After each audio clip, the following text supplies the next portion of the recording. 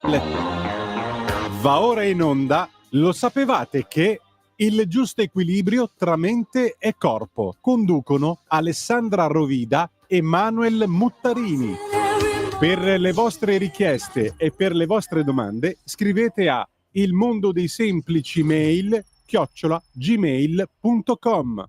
Bene, come promesso nella puntata precedente, oggi andiamo a parlare dell'emuntorio polmonare, quindi diamogli un attimino una piccola introduzione sulla sua funzione, quindi sia sull'anatomia che sulla fisiologia.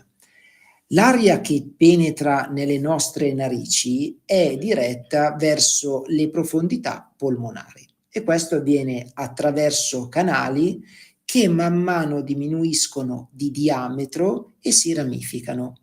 Quindi la laringe, la trachea, i bronchi, i bronchioli e i canali alveolari si succedono per condurre l'aria a contatto con le mucose alveolari, dove avverrà il passaggio dell'ossigeno nel sangue.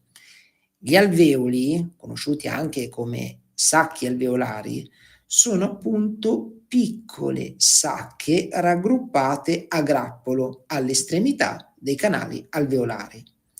L'ossigeno contenuto nell'alveolo passa con facilità nel sangue, perché una parte della parete dell'alveolo è al tempo stesso la parete del capillare sanguigno. Attraverso questa parete comune, l'ossigeno, lasciando l'alveolo, penetra così direttamente nel sangue. E la via seguita dalle sostanze di rifiuto, quelle espulse dai polmoni, è la stessa che viene seguita appunto dall'ossigeno. Naturalmente questa avviene però in senso inverso. I rifiuti eliminati dalle vie respiratorie sono trasportati in forma liquida nel sangue. Sono quindi trasformati in gas al momento del loro passaggio negli alveoli e appunto sotto questa forma di gas sono facili da espellere fuori dall'organismo insieme con l'aria che viene espirata. Quindi immaginate che velocità e che precisione il corpo. Si inspira ossigeno, quindi aria pura, pulita, e in automatico nel momento della nostra espirazione, così velocemente, viene già espulso delle sostanze di rifiuto sotto forma di gas.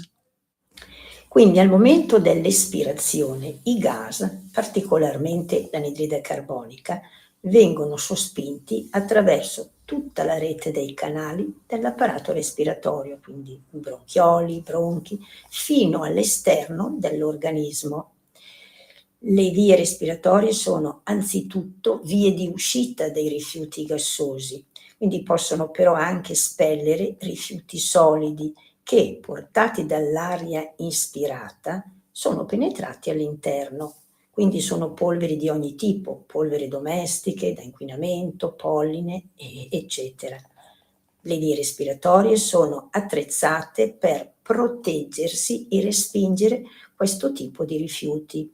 Quindi le ciglia vibratili trattengono queste polveri al loro passaggio e, grazie al movimento di cui sono dotate, le respingono verso l'uscita. Lo si può constatare agevolmente dopo una giornata magari passata in una grande città. Soffiando il naso si riempie il fazzoletto di polvere nera.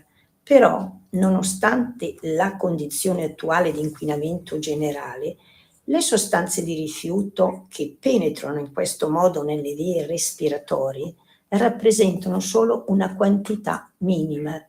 Il più dei rifiuti solidi che espelliamo attraverso i polmoni non è nient'altro che il risultato dell'inquinamento interno che noi stessi infliggiamo al nostro ambiente umorale. Come abbiamo visto, quando gli emontori principali, cioè il fegato, intestino, reni, non riescono più a depurare il sangue, l'organismo cerca di espellere le scorie attraverso altre uscite. Quindi le vie respiratorie possono essere utilizzate anche come uscita di sicurezza. In condizioni normali i rifiuti solidi non possono attraversare le pareti degli alveoli, ma quando le mucose alveolari sono lese dalle tossine, convogliate dal sangue, a lungo andare esse diventano porose e lasciano penetrare i rifiuti solidi nell'area polmonare. Essi saranno eliminati nello stesso modo dall'anidride carbonica, su per giù, con questa differenza che, non essendo previsti, avanzando con maggior difficoltà attraverso tutta la ramificazione dell'albero bronchiale. Quindi queste sostanze di rifiuto, accumulandosi nelle vie respiratorie e persino nei seni frontali, ostacolano la respirazione, deteriorano le mucosi e sono le responsabili delle nostre malattie respiratorie. La conseguenza di questa ostruzione sarà, seppure in un secondo tempo, l'apertura di un passaggio per l'insediamento, lo sviluppo e la proliferazione dei microrganismi. Il microbo non è niente, il terreno è tutto, come abbiamo sempre detto. È qui che ci colleghiamo appunto col discorso che continuiamo a sostenere sul fattore del terreno, perché in naturopatia, ricordatevi, ma non solo nella naturopatia, ovunque nella cura del corpo, il vostro corpo è il vostro terreno. Quindi un terreno deve essere in continuo mutamento, deve essere nutrito bene, deve avere i suoi canali di scolo per espellere le sostanze negative, le sostanze tossiche, le sostanze da espellere. Quindi, se noi non abbiamo un'espulsione corretta, da qualche parte il corpo avviene, e per fare in modo di ristabilirlo non dobbiamo chiudere quel sintomo, ma dobbiamo cercare di capirlo, come per dire: ok, il nostro corpo ci sta aiutando. Quindi come ci si può aiutare? In ambito naturopatico sicuramente la riflessologia plantare, ma anche il bagno turco.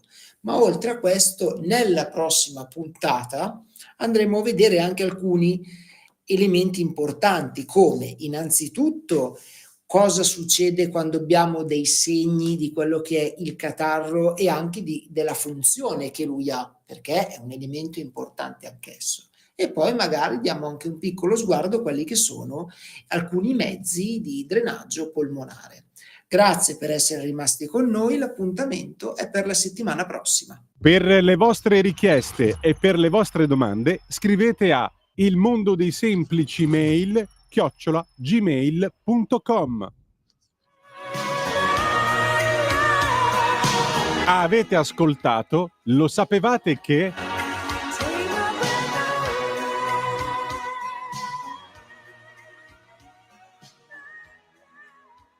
Omar dropped it.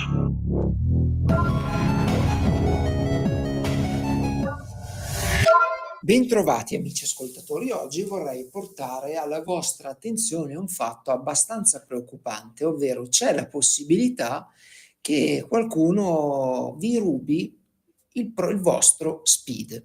Come ben sapete, lo SPID è questo strumento elettronico che ogni 6 mesi, questo ve lo ricordo, magari non lo sapevate o non vi ricordavate, occorre aggiornare la password e vi permette di entrare all'interno del vostro sito dell'INPS.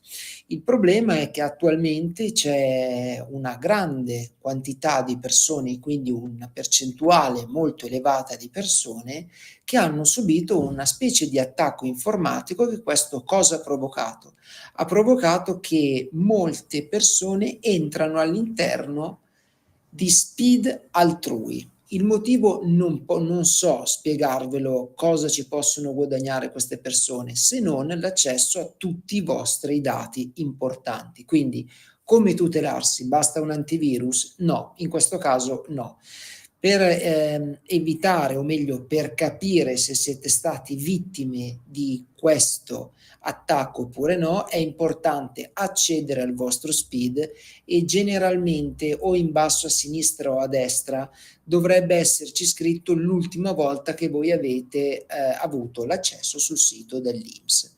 Ecco, controllate i dispositivi che hanno accesso al vostro SPID, quindi non so, controllate bene che sia il vostro cellulare piuttosto che il vostro computer, e se dovesse esserci un terzo, ovviamente, o un quarto dispositivo in più, oppure una data con cui non coincidono le vostre cose, allora in questo caso è importante fare uno screen del computer. In questo caso basta premere il tasto stamp sulla tastiera, oppure basta fare uno screen col cellulare e avvertire immediatamente l'INPS che il vostro profilo è stato hackerato. Questo è di fondamentale importanza. Questo allarme è avvenuto pochi giorni fa, quindi era opportuno avvisarvi. Ripeto, aggiornate la password ogni 6 mesi, cercate di tenere le password non su un cellulare, non all'interno della rubrica, ma magari su una piccola agendina fisica che la tenete a casa, oppure stampatevi un foglio, magari visto che possono esserci caratteri speciali oppure lettere maiuscole e minuscole, dopodiché tenetele, ma tenetele e conservatele fisicamente. Questo vi eviterà comunque per un eventuale, magari, speriamo di no, però attacco nel vostro computer, che magari qualcuno ve le porti via. Quindi mi raccomando, accedete allo SPID, andate sul vostro INPS e controllate l'accesso. Se c'è più di un accesso oppure non coincide con le vostre entrate, allora a questo punto, ripeto, screen, e avvisate subito gli organi competenti che c'è all'interno dell'INPS e anche la polizia postale. Grazie per essere rimasti con noi, l'appuntamento è per la settimana prossima.